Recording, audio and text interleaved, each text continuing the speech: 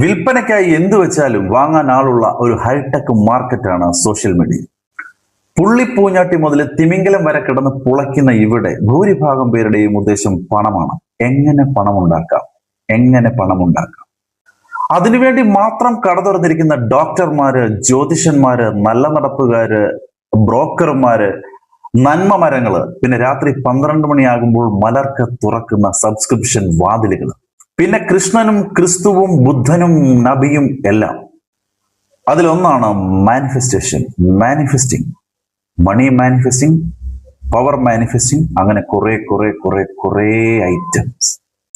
ശാസ്ത്രീയമായി ഇന്ന് വരെ തെളിയിക്കപ്പെട്ടിട്ടില്ലാത്ത പക്ക അപരാധം. നമ്മുടെ ആഗ്രഹം നമ്മൾ പ്രപഞ്ചത്തിനോട് പറയുക, അപ്പോൾ ആ ആഗ്രഹം പ്രപഞ്ചം നമുക്ക് നടത്തി തരും. ഇതാണ് അവരുടെ ടാഗ് ലൈൻ. നിങ്ങളോട് ഞാനൊരു ബുദ്ധവചനം പറയാം. സ്വന്തം പരിശ്രമം കൊണ്ടല്ലാതെ നമ്മളെ ഉയർത്താൻ കഴിവുള്ള ഒരു അദൃശ്യ ശക്തിയും ഈ പ്രപഞ്ചത്തിലില്ല. മനുഷ്യ ജീവിതത്തോട് ഏറ്റവും അടുത്ത് നിൽക്കുന്ന വളരെ പ്രധാനമായ ഒരു വാചകം കൂടി ബുദ്ധനിൽ നിന്നുണ്ട്. നിങ്ങൾ വിശ്വസിക്കുന്ന വിശുദ്ധ ഗ്രന്ഥങ്ങളിൽ പറഞ്ഞിട്ടുള്ളതോ, നിങ്ങൾ വിശ്വസിക്കുന്ന ദൈവങ്ങൾ പറഞ്ഞിട്ടുള്ളതോ ആയ ഏതു മഹദ്വാക്യവും നിങ്ങളുടെ സാമാന്യ ബുദ്ധിക്ക്, സാമാന്യ യുക്തിക്ക് നിരക്കാത്തതാണെങ്കിൽ തള്ളിക്കളഞ്ഞേക്കുക.